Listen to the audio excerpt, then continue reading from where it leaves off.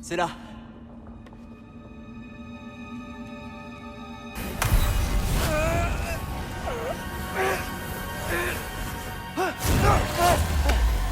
Je te tiens. C'est pas passé loin. Merci, Thor. Je ne compte pas. Loki, tu as réussi. Nous allons accomplir de grandes choses en mettant nos forces en commun. Y a pas de quoi. Excuse-moi. Je peux savoir ce que tu fais ici? Son père a tué Heimdall. Forsyth peut le prouver. Emmenez-le. Non. Laissez-le tranquille, c'est un ordre. Tu avais promis que le sang des As ne coulerait plus. Que les tiens passeraient en premier. Ne crois-tu pas que le temps est venu qu'il paie pour ses crimes? Il a mis ta petite fille en danger. Il a détruit la vie de ton fils. Loki n'a pas tué Heimdall. C'est l'œuvre de son père. Ta fille est assez grande pour faire ses propres erreurs. Et ton époux s'est remis à boire sans que personne l'y force. Laisse-nous! Vous deux, un mot.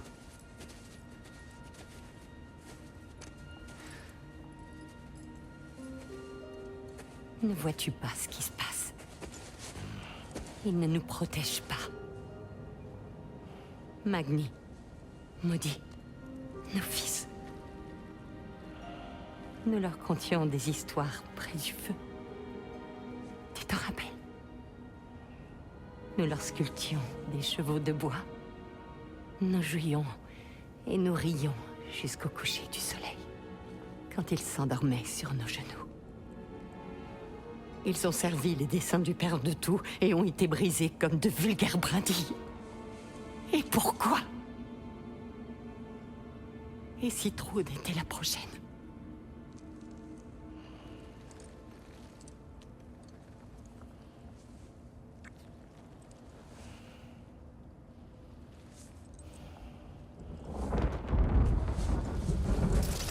Toi, tu as tué mes fils, dormi dans leur lit, retourné mon père contre moi, ma fille. Aucune idée de ce qui se passe, d'accord? Tu sais, j'ai enfin trouvé quelque chose à t'apprendre. Hey, ça suffit! Surtout- Vu que Sindri est juste...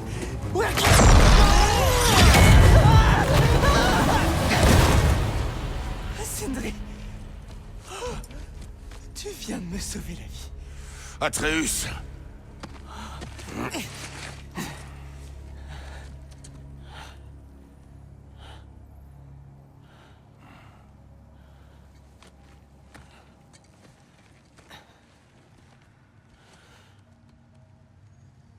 Content de te voir sauf. Je me suis enfui à temps, mais je ne suis plus le bienvenu à Asgard. Mais qu'est-ce que vous faisiez là? Sindri nous a indiqué où tu arriverais si tu avais des problèmes. Oh, je pensais que vous partiriez explorer sans moi. Non, petit. Ton père était trop inquiet. Toutefois, puisqu'on en parle... Mimir, Mon frère, je t'en prie, tout ce raffut et cette tension chez nous, ça ne te manque pas, nous trois partant à l'aventure? à retarder l'inévitable. Exactement. C'est pas une si mauvaise idée. J'ai hâte de montrer le masque à tout le monde, mais ça peut attendre.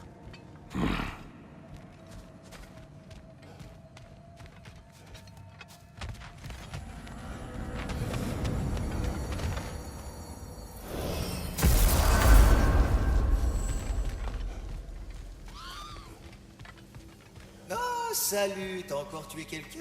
Crétin, va. J'ai retrouvé tes enfants. Et enfin, ma petite famille est au complet. Cela dit... Je voulais te demander, quand tu projettes une facette de ta personnalité dans un de tes spectres, ça veut dire qu'elle n'est plus en toi? Par exemple, si un ami à moi voulait se débarrasser de sa mélancolie ou d'une tendance à broyer du noir... Ah, je vois, mais ce n'est pas si simple, je le crains. Mes projections spectrales ont beau m'accorder un certain répit, cela ne reste que temporaire. Si je ne réintègre pas les aspects de ma personnalité, ils risquent de se gâter. À pourrir? Ce sont des êtres d'émotion pure, et si je les laisse seuls trop longtemps, cette émotion se nourrit d'elle-même et devient de plus en plus vive. C'est pourquoi je dois régulièrement les reprendre, gérer leur bagage émotionnel en introspection, puis les expulser pleinement rechargés. Devoir accueillir toute cette émotion d'un coup, cela ne doit pas être une sinécure. Oh non, c'est assez déplaisant. C'est horrible même. Je ne recommande pas. Enfin, bonne chance à ton ami, mon bon Mimir. À une prochaine fois, mes amis.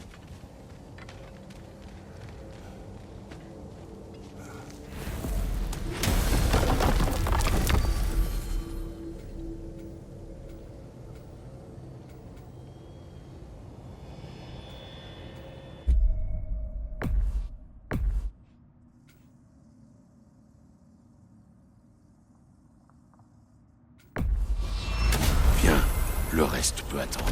Merci, mon frère.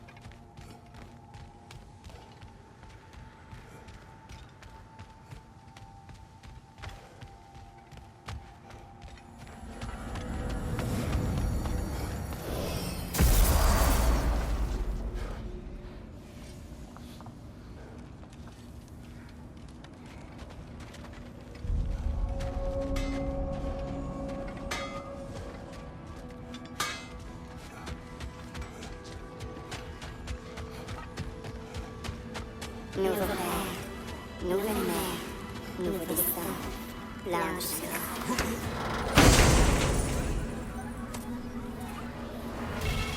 Dans la vie, un souvenir.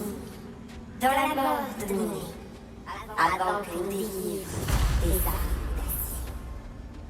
Ainsi, détruire les corbeaux libère leurs esprits. À la bonne heure. Libère. Ça les libère du joug d'Odin, en tout cas.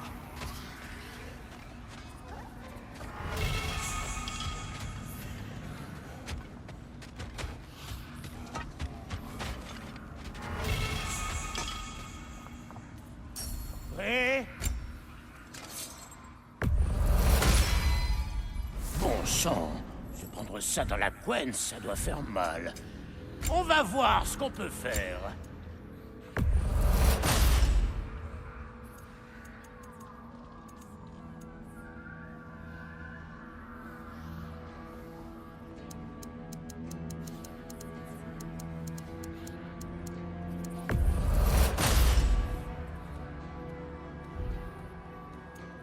Et pour le fiston?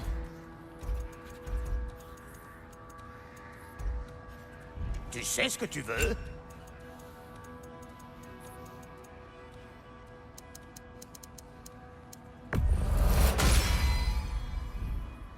Quelque chose pour le petit?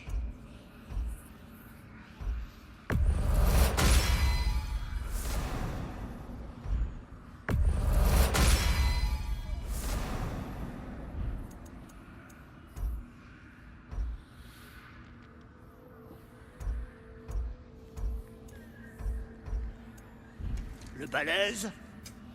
Un besoin spécial?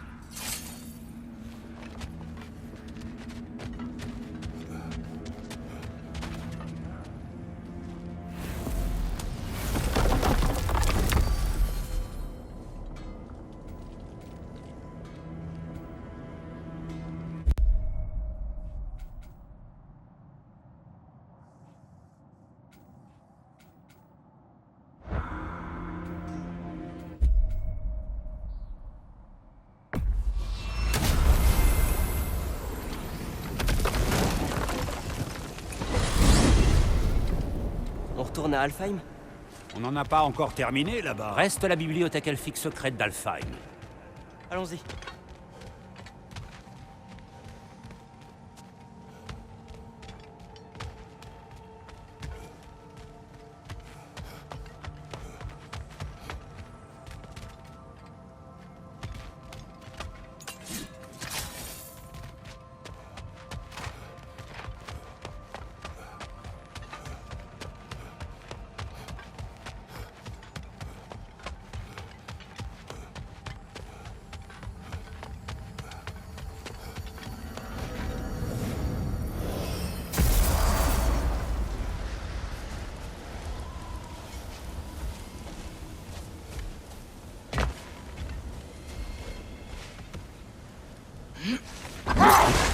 Vous ai-je déjà raconté comment j'avais fait fortune à Asgard?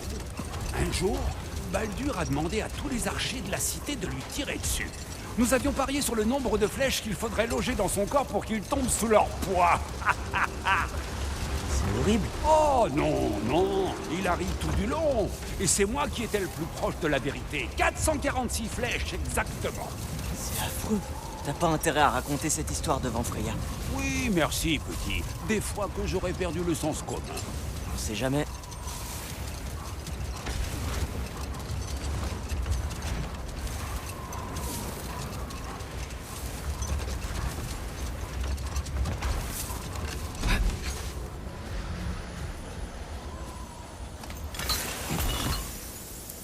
Les elfes blancs ont posé ce verrou? Pourquoi s'intéresse-t-il à ce qui se passe dans les terres brûlées? Quand nous étions à Vanaheim, Byggvir et Beyla ont mentionné ce lieu. Ils ont dit qu'il était défendu et ont ensuite parlé d'une histoire secrète à découvrir. Une histoire secrète? Voilà une aventure pour toi? Oui, c'est ce que j'ai dit. Une autre tempête approche. Oui, mais nous savons désormais comment y mettre fin.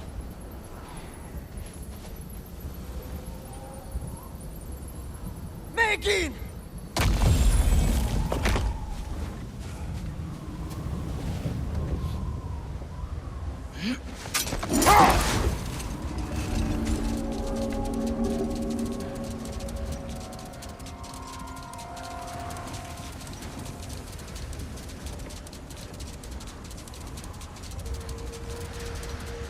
Lorsque nous aurons libéré les deux Havgufa et calmé toutes les tempêtes, que se passera-t-il? Il faudra bien plus que le chant d'une paire de Havgufa pour soigner ces terres. Les marques du conflit font aujourd'hui partie intégrante du royaume. Cela dit, je suis persuadé qu'à long terme, nos actes bénéficieront à Alfheim. Enfin, que dit toujours ton père dans ces situations? N'attends jamais rien. Si tu ne seras jamais déçu. Sage parole.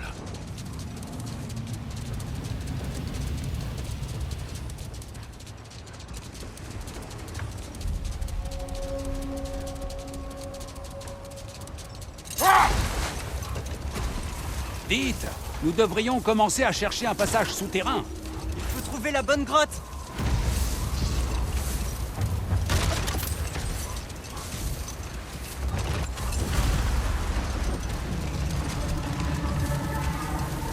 Là-bas! Je vois un passage!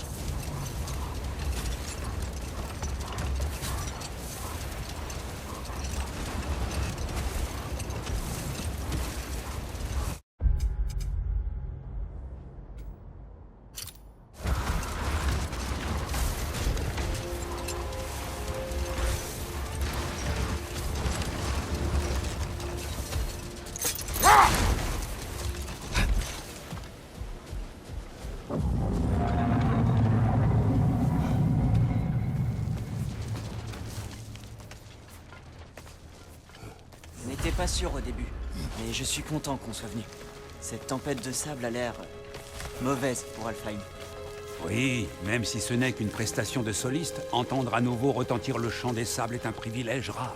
Quand nous aurons libéré l'autre Havgufa, elles chanteront en duo.